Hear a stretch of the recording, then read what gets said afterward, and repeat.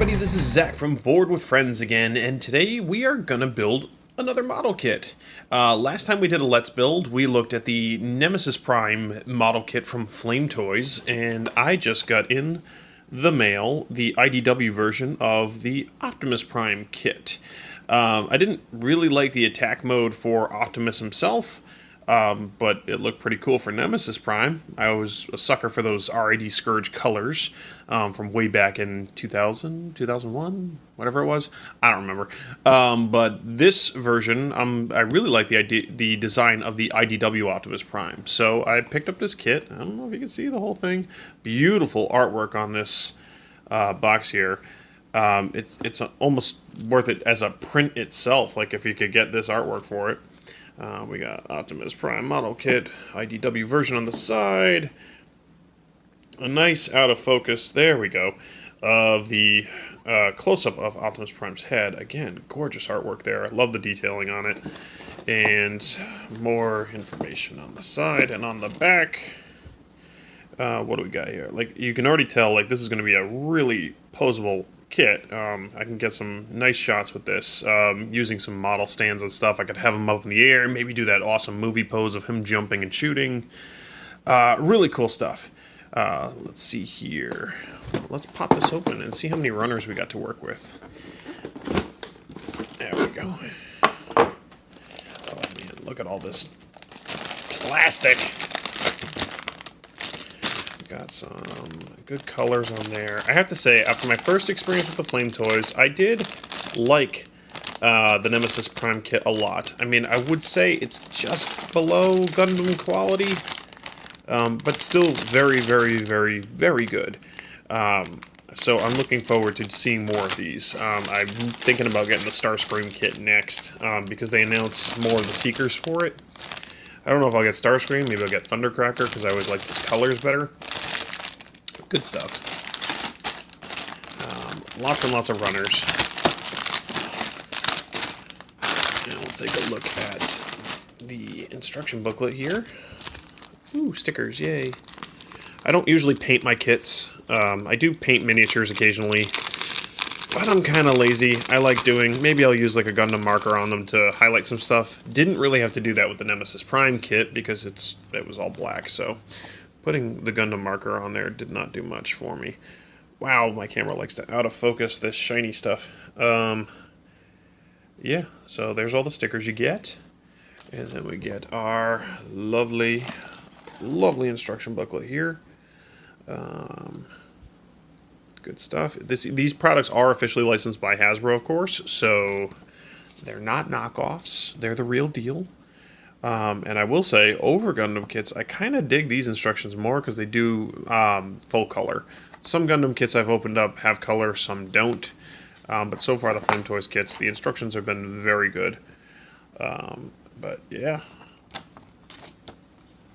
And I'm excited to build this guy because I always like this one. There is a IDW version of Megatron coming out from the More Than Meets the Eye comics where he's an Autobot. Looking forward to that too. Haven't pre-ordered it yet, but I probably will. And if people like these videos, I will keep building them and putting them online. But for now, I'm going to build this thing. It sits all right back in there. But yeah, that is what it looks like on the runners. And let's see what it looks like built.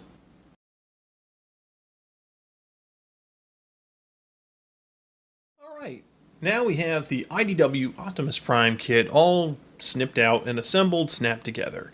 And I got them on my lovely new Lazy Susan. It's not a cool automated one. It is manual, as you can see. But yeah, this is what the guy looks like. Now, altogether, like I said before, this is one of my favorite Optimus Prime designs from the IDW comics. Just because it takes the classic look and it just bulks it up just a hair, but it still keeps that classic look. I mean, you still got the windows on the chest, you still got the grill down on the stomach, you got that, you know, just the classic Optimus Prime proportions, but they added in little things like the shoulder panels up top here, which just give him a little bit more bulk, And then, you get these pieces on the side of the legs, which also add just a little bit more bulk, which gives him a little bit more sense of power, but also, he's still got that, that frame that lets you think, yeah, he could pull off some of those sick jumps with the shooting and everything like you see in, the original 86 Transformers movie. I don't know. I just like the design. And I think it is perfectly, rendered here with this form. Now, I just did basic snap together. I did glue some parts. I did a little bit of shading on, just the grooves and things like that using a Gundam marker. Just the bare bones here. I did no paint work whatsoever because I wanted you guys to see what it looks like. My breakfast is ready. When what it looks like when it's just all snapped together with bare minimum effort. I did a little bit of shaving of the nubs. That's about it. But overall, I really dig the design. I think Flame Toys did a fantastic job with the mold itself. When you look at it here, we'll just pick this guy up. He's got some darn good articulation. He's got this shoulder joint here that lets him pop it up. He's got full rotation in the shoulder. He's got bicep swivel. He's got elbow joints. He's got wrist articulation. No finger articulation. It's static fingers, just like with the Nemesis Prime mold. You've got leg rotation. Now, the legs are an improvement. One of the things I didn't like about the Nemesis Prime design was the legs tended to pop off. They were just put on there with... it was a poly cap pushed onto a pin. That was pretty much it. This one, they do tend to stay a little bit more secure. I haven't had the legs pop off at all. I do have this piece here. This pops off almost constantly, which is irritating. I haven't glued this yet. I have had to glue a few pieces that pop off, which is normal for these kind of kits. It's not annoying, it's just I haven't gotten to it yet. But the leg can rotate side to side. You have nice knee bend. And you have foot articulation down here and a little bit of a toe. It goes up. So he can get some cool poses that way. And if you look... Sorry, Prime, this is going to be a little invasive. There is a hinge right there, so the leg can fold down, which adds to a lot of cool poses, particularly if you were to put a stand into his little... We'll call it a peg hole, into there. And it just adds to the level of posability that you can do. The waist, we got a swivel there so we can get some cool movement. What I do like is the separation of these pieces. There's, the tummy, and then there's the chest up here. And it can get some pretty cool bends. Really good ab crunches there. So overall, you can get some pretty neat posability out of this guy. The detail work is fantastic. He's got these little wings back here, which is a nice throwback to the rocket pack he stole from Sideswipe. And then you have these pieces right here. These are faux wheels. They're just not even half, but these make it look like the truck mode wheels. And what they did was when you bend the leg, they go in on themselves so that you can get a pretty crazy bend out of it. So they go inside themselves. But yeah, that is the articulation. Not a lot of issues with it. I've been able to get them into some pretty sweet poses, like I said. The only parts I really had to glue, like besides the side pieces that I haven't yet, are these shoulder panels. They tended to pop off almost immediately, so I did glue those. There was a spot on the back panel that it suggested gluing, and then I glued the antennae up on his head sculpt because they just felt a little loose and I didn't want them popping off every time I tried to turn his head. Speaking of which, let's look at that head sculpt here.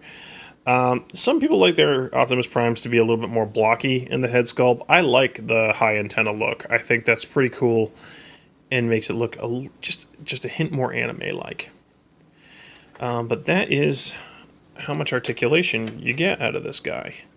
Now let's get into some things I don't like, particularly the stickers. I think the stickers they're very, how can I put this delicately? They're garish, particularly these stickers here on these arm panels.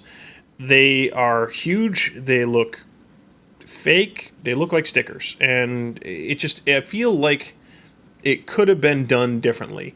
It could have been done. This panel could have been done with just a gray plastic and a red plastic, and snapped it together and gotten the same effect of these gray lines, and it would have looked phenomenally better. Put in the square groove here and give us an Autobot sticker to put on there, because like the Autobot sticker, like particularly the one that you get on the shoulder panel here, that looks fine. That one I can accept. Even the one in the chest panel here where it splits, even though I could accept the Autobot symbol, the silver around it it doesn't look that great. But that's okay too. And then there's the stickers on the head. The crest sticker and the two on the cheeks. Those are okay. But really it's just these I don't like. I can accept these down here on the knees. I would have liked a more... If you can do it in plastic, do it in plastic, you know? Just a couple extra pieces on the tree would have been nice.